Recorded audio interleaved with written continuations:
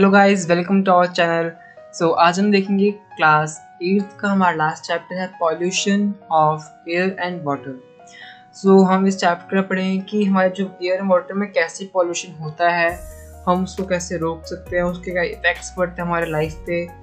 ये सब हम चैप्टर पढ़ने वाले हैं। हम पहले ज़रा ये जो दिया है थोड़ा सा इंट्रोडक्शन पहले हम देख लेते हैं, उसके बाद हम देखेंगे चैप्टर अपना आगे।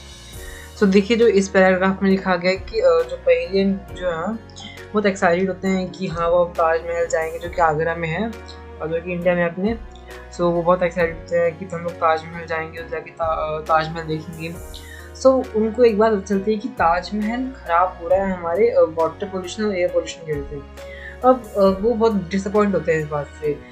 हम यही देखेंगे इस चैप्टर में कि ऐसा क्यों हो रहा है ताजमहल का। ताजमहल जो उसकी रौनक है वो धीरे धीरे कम क्यों हो रही है ना। और आगे का देखते हैं। ये लोग आगे बोलते हैं कि ऐसा नहीं है कि सिर्फ ताजमहल के साथ ही ऐसा हो रहा है, नहीं, हमारे साथ भी ऐसा हो रहा है कि अब देखो, पॉल्यूशन जब हमारा एनवायरनमेंट खराब होगा, हमारा जब एयर खराब होगा, हमारा जब वाटर खराब होगा, तो एयर वाटर को तो हम भी कंज्यूम कर रहे हैं, तो हमारी हेल्थ भी खराब हो रही है ना। अब मान लो पेट्रोल जो हमारे आपकी गाड़ियों में से बहुत सारा धुआं निकलता है, तो क्या हो रहा है, वो एक टाइप से एयर पोल्यूशन है। और हम वो क्या हो रहा है, हमारी रेस्पिरेटरी सिस्टम के लिए वो हानिकारक है, हमारे लिए अच्छा नहीं है, ठीक है।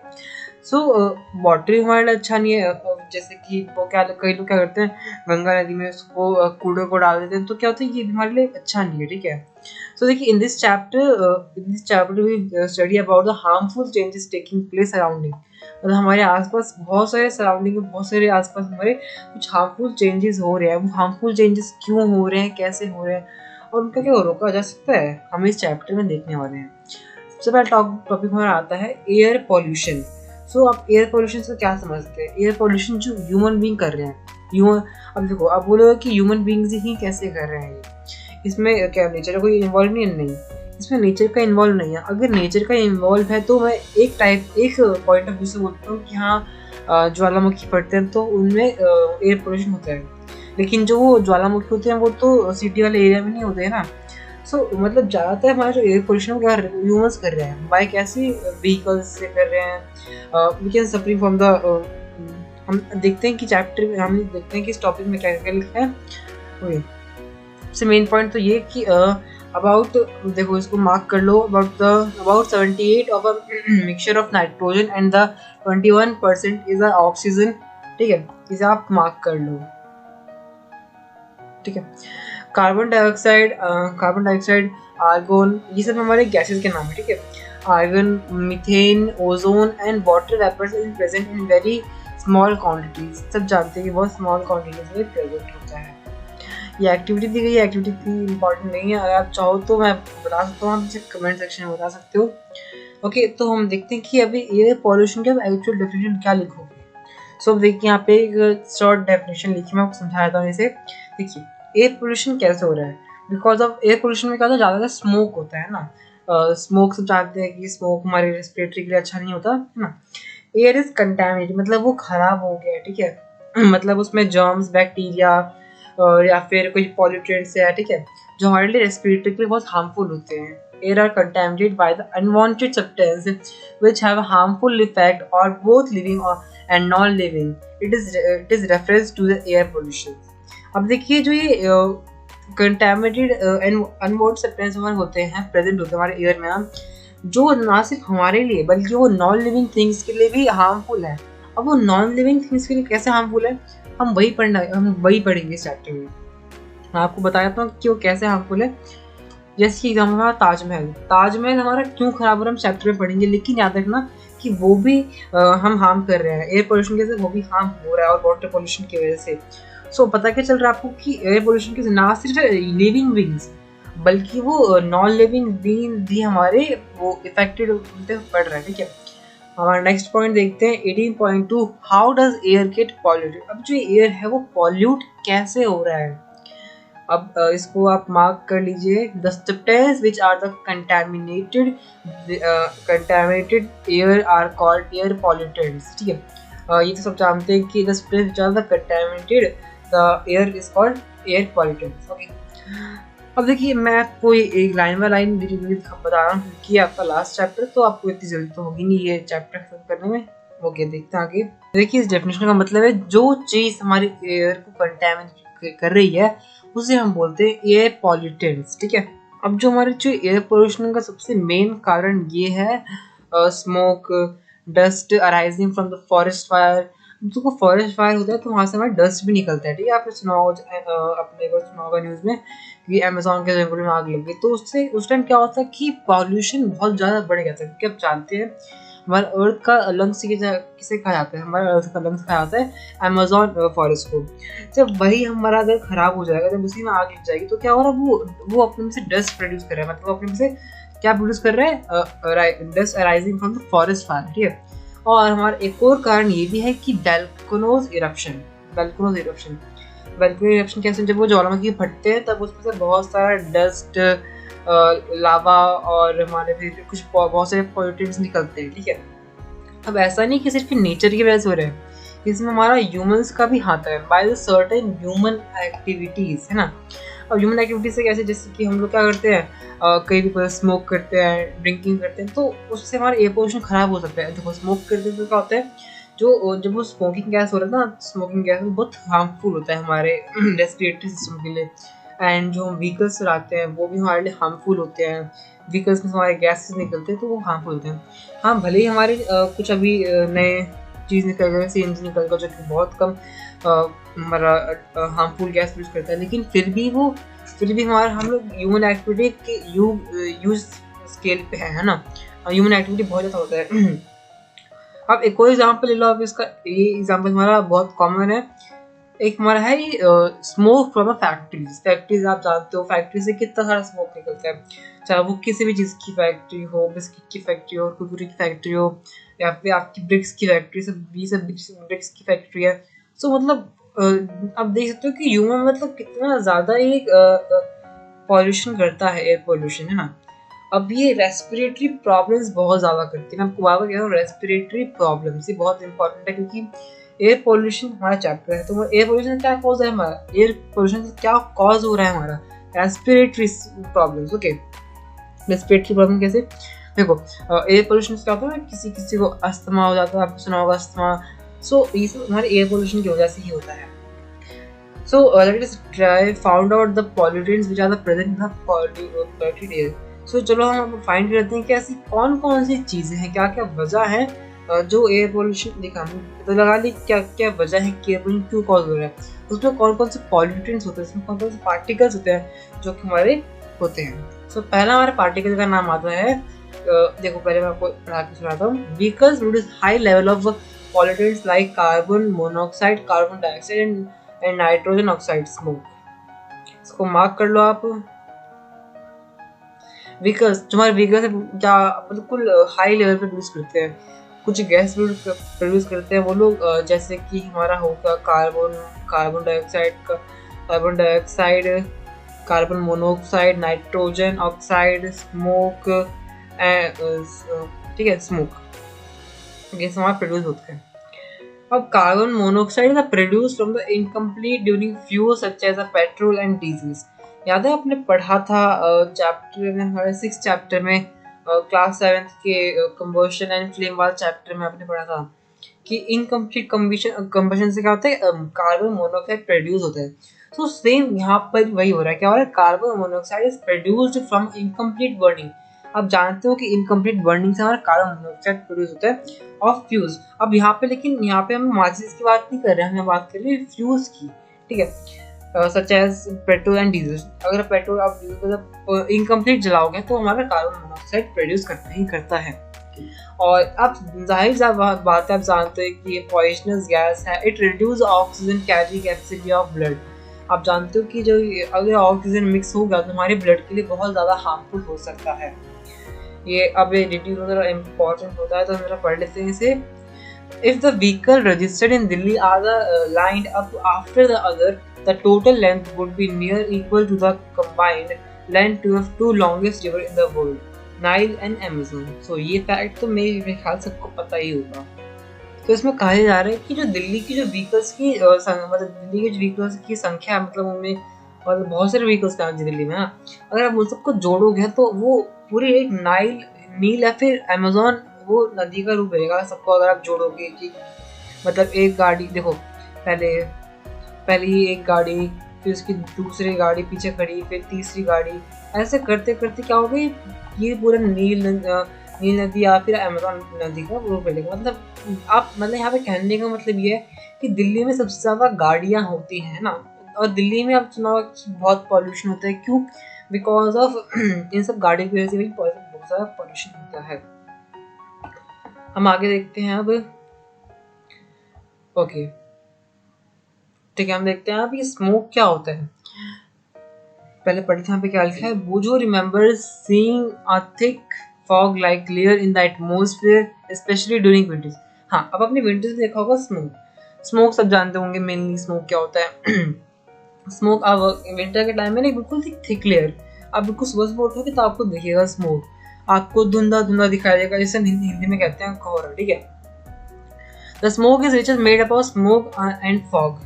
अब देखो एक बात जिसमें इम्पॉर्टेंट है तो मैं बता देता हूँ आपको। जो ये स्मोक है ना, देखो ये मैं पहले तक देखो दिखाता हूँ। ये स्मोक और जो स्मोक है वो अलग है। ठीक है, देखो स्मोक जो ये SMOG स्मोक किससे बना है? ये स्मोक प्लस फॉग से मिलके बना है स्मोक। ओके दिखाता हूँ मैं आपको।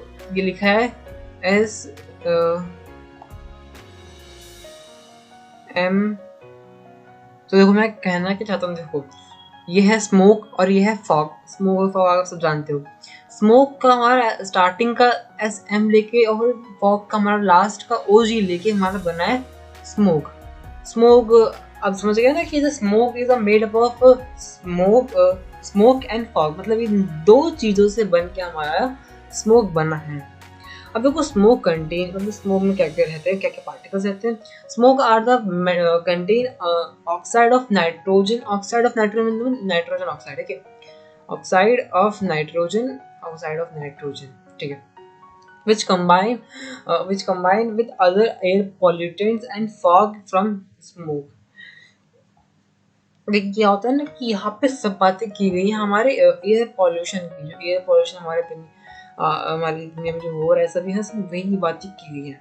आप इन सबसे बहुत ज़्यादा फैमिलियर हुए होंगे कि जो देखो हम अभी तो देख लिया कि ये स्मोक है वो जो ये इसमें किस चीज़ से बना हुआ है। आगे देखते हैं हम। तो देखो यहाँ पे जो मैंने आपको कहा था कि जो हमारा जो एयर पॉल्यूटेंस है हमारे अस्थमा कॉज कर सकता है and wheezing in the childrens. Okay यहाँ पे बोला क्या है तो स्मोक हमारा, हाँ वो ऑक्साइड ऑफ नाइट्रोजन कंटेन करता है। ऑक्साइड ऑफ नाइट्रोजन मतलब नाइट्रोजन ऑक्साइड जो हमारा कंबाइन हो जाता है एयर के साथ, हमारे air pollution and fog. Air pollution and fog से कंबाइन हो जाता है टू फॉर्म स्मोक। ये हमारा स्मोक फॉर्म करता है। ठीक है, मैंने यहाँ पे क्या कहा आपको कि ये देखो ये जो स्मोक है, हाँ स्मोक में क्या होता है ऑक्साइड ऑफ नाइट्रोजन है ना, ऑक्साइड ऑफ नाइट्रोजन होते हैं और यही ऑक्साइड ऑफ नाइट्रोजन मिलके और एयर पोल्यूशन मिलके और फॉग मिलके क्या बनाते हैं, स्मोक का फॉर्मेशन करते हैं। इस स्मोक का फॉर्मेशन करते हैं और आप सब जानते हैं कि स्मोक हमारे बहुत ज़्यादा ब्रीथिंग डिफिकल्टीज कॉज करता है। सो अब यहाँ पे आता है हमारा एक मेन टॉपिक, उस भी हमने देख लिया है। सो देखिए यहाँ पे ध्यान से देखिएगा, यहाँ पे क्या लिखा है कि जो मैनी इंडस्ट्रीज, जो बहुत सारी इंडस्ट्रीज वो भी हमारी पॉसिबल मतलब वो भी रिस्पॉन्सिबल रहे एयर पोल्यूशन के लिए। कैसे? अब पेट्रोलियम जो हमारी रिफाइनरीज होती हैं वो सबसे बड़ा रोल निभाती है एयर पोल्यूशन में। और जानते हैं कि जो देखिए a major source of gases pollutants like sulphur dioxide and nitrogen dioxide. जो हमारा सबसे बड़ा पार्ट क्या होता है एयर पोल्यूशन का, वो हमारा होता है सल्फर डाइऑक्साइड एंड हमारा होता है नाइट्रोजन डाइऑक्साइड। सो ये दो आप याद रखना। सल्फर डाइऑक्साइड हमारा होता है वो प्रोड्यूस बाय कंबशन, हमारे कंबशन से प्रोड्यूस होता है of fuels like coal and power point. हमारे पावर पॉइंट जो हमारे कोल होते हैं ना, तो वहाँ से वो प्रोड्यूस होता है। आप पढ़ के आओगे कि पहले आप पढ़ के आते हैं ना फॉसिल्स फ्यूल्स में, फिफ्थ चैप्टर में आप फिफ्थ चैप्टर में पढ़ के आएगा ना। It causes respiratory problem. मैं आपको चैप्टर में बोल जाऊँगा कि रेस्पिरेटरी क्यों? क्योंकि हमारा रेस्पिरेटरी प्रॉब्लम बहुत बड़ी है, कोई छोटी मोटी बात नहीं रेस्पिरेटरी प्रॉब्लम जाना। आप देखोगे किसी को रेस्पिरेटरी प्रॉब्लम होगी तो सांस नहीं ले पाता, उसका दम घुटता है ना। सो ये ज़रूरी है कि हम अपने इन्वायरमेंट का केयरिंग करें। Other kind of pollutants are chlorofluorocarbon. हाँ, अभी क्लोरोफ्लोरोकार्बन बहुत इंपॉर्टेंट है, आपकी क्वेश्चन आंसर भी आ सकते हैं कि व्हाट इज क्लोरोफ्लोरोकार्बन। क्लोरोफ्लोरोकार्बन को हम CFCs भी कह सकते हैं, ठीक है, शॉर्ट फॉर्म में। Which are the use in refrigerators, air conditioners and aerosol sprays, ठीक है, आर्गोसॉइल स्प्रेज। जो हमारा ये होता है, ये गैस हमारी कहाँ होती है, रेफ्रिजरेटर में होती है, कंटेनर्स एंड एरोसॉइल स्प्रेज, ठीक है। अब CFCs damage the ozone layer in the atmosphere. तो कोई चीज लेयर नहीं, जो ये CFC गैस है, यहाँ जो क्लोरोफ्लोरो जो कार्बन हमारे इन्वायरमेंट के हमारे ओजोन लेयर को डैमेज कर रहा है, हमारी उसको धीरे धीरे खत्म कर रहा है, उसको धीरे धीरे खोखला कर रहा है, ठीक है। Recall that ozone layer protects them from harmful ultraviolet rays from the sun. आप सभी जानते हैं कि जो हमारे जो ओजोन लेयर हमें अल्ट्रावायलेट रेस से बचाता है, और बचाता ही नहीं बल्कि हमें हमारी स्किन को भी प्रोटेक्ट करके रखता है। आप जानते हो कि अगर हमारा ओजोन लेयर नहीं हुआ तो क्या होगा, हमको स्किन कैंसर हो सकता है because of harm rays of sun, है ना। Okay, try to find out, okay, आप इसे फाइंड आउट कर सकते हैं। Thankfully less harmful chemicals are not being used in the place of. अब देखो, जो हमारे नॉनफुल हमारे केमिकल्स हैं CFCs की जगह यूज हो रहे हैं। सब साइंटिस्ट जानते हैं कि ये बहुत ज़्यादा ह्यूज स्केल पे हमको खतरा कर रहा है। आगे का देखते हैं हम। अब यहाँ पे हमारा नेक्स्ट टॉपिक आता है suspended particles, remaining suspended particles, ठीक है। अब जो ऐसे टाइनी पार्टिकल्स, ठीक है, टाइनी पार्टिकल्स मतलब जो बिल्कुल छोटे छोटे पार्टिकल्स होते हैं।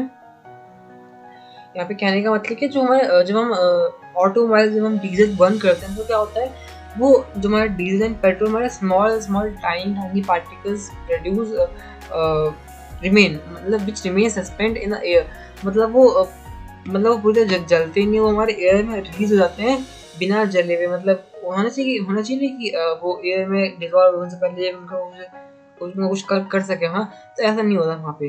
जो उसके सस्पेंडेड पार्टिकल्स होते हैं, वो जो छोटे छोटे पार्टिकल्स होते हैं, वो हमारे एयर में मिक्स हो जाते हैं। और आप सब जानते हैं कि एयर में पार्टिकल्स को मिक्स होने का जगह विजिबिलिटी कम हो जाती है हमारी। ये देख सकते हो, विजिबिलिटी हमारी कम हो जाती है और हमारी रेस्पिरेटरी कॉज भी करता है, ठीक है।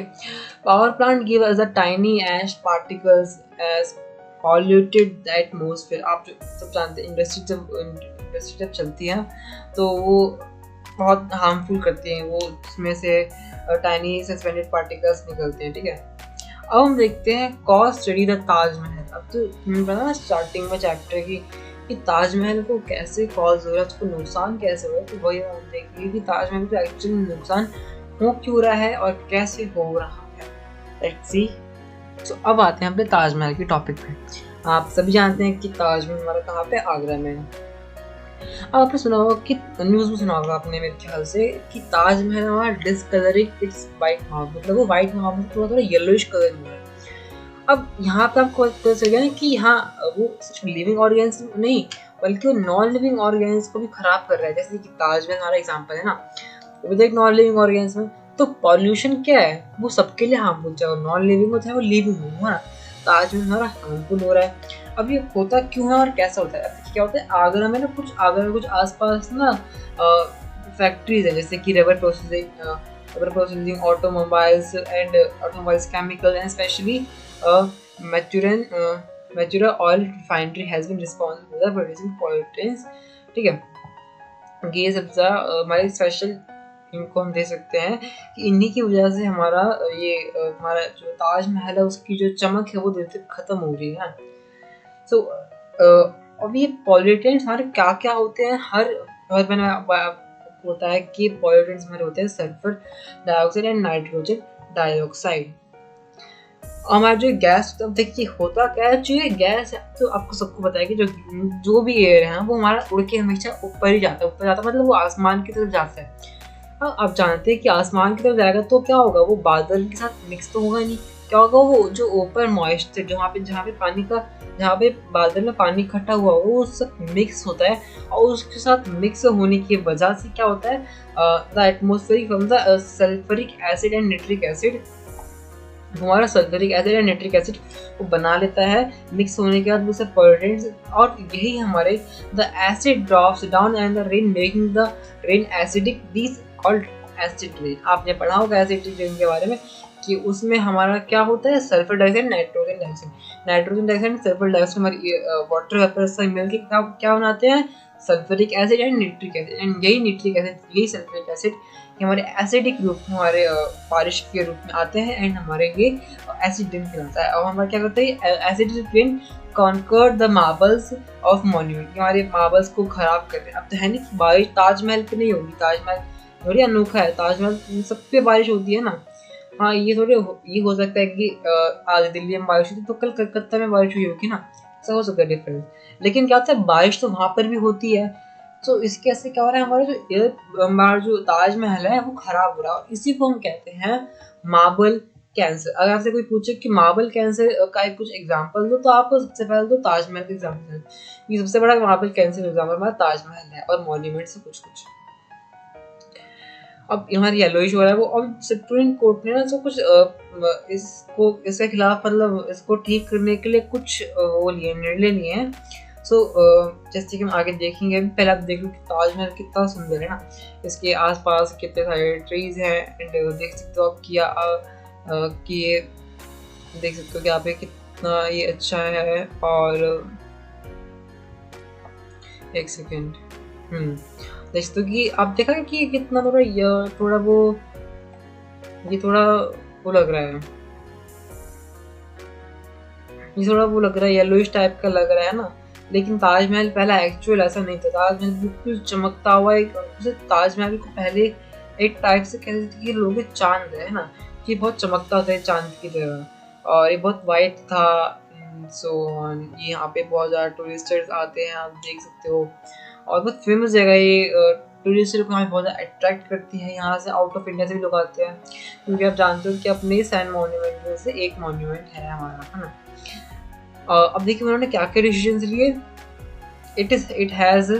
It has ordered the industry which are the situated to the clear fuels like CNG, compressed natural gas and LPG, liquid petroleum gas।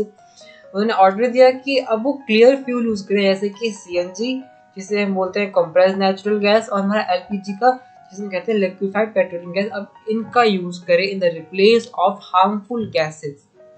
Moreover, the automobiles should switch over to unlead petrol to Taj Mahal ozone, मतलब वहाँ से जितनी factory से उनको लगभग हटा दिया गया है, या तो उनको दूसरा कोई सामान, या फिर मतलब उनको ऑर्डर दे दिए गए ताकि ताजमहल को कोई हार्म ना हो। हम आगे देखते हैं, discuss with your elders and okay, ये ब्ला ब्ला ब्ला ब्ला बहुत फालतू का है। ओके, एक बार बुजुर्ग की बात पढ़ लेते हैं। I am reminded of the chapter 1 crops वनरेड as acid rain effect the soil. हाँ, अब जो एसिड रेन है, बुजुर्ग ने बिल्कुल सही बात कही है इस बार, कि एसिड रेन हमारा प्लांट्स को भी इफेक्ट करता है। याद है हम तुमने फर्स्ट चैप्टर में पढ़ के आए थे कि जो एसिड रेन है वो हमारे प्लांट्स को भी इफेक्ट करता है। अब वो कैसे करता है, हम चैप्टर फर्स्ट में ऑलरेडी पढ़ के आए हुए हैं।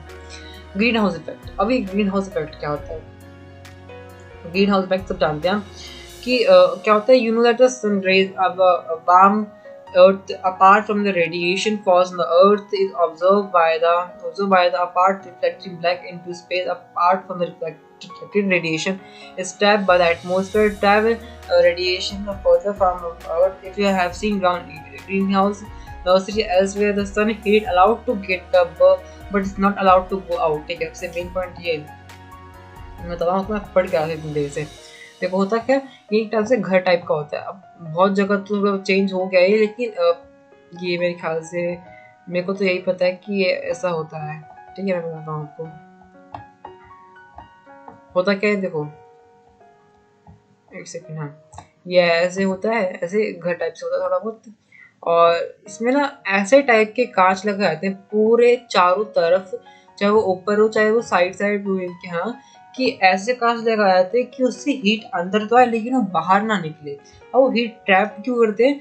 वार्म एयर तो ग्रीन हाउस ट्रैपिंग रेडिएशन, वो अर्थ की, वो जो सन की रेडिएशन वो ट्रैप करके रखते हैं by the earth atmosphere. This effect is called green house effect. वो अर्थ को जो है उसको ट्रैप करके क्यों रखते हैं? कि सर्दियों के टाइम आप जानते हो कि हीट तो आती है और प्लांट्स को हीट तो चाहिए ही चाहिए, मतलब उनको सनलाइट चाहिए कुछ भी करने के लिए।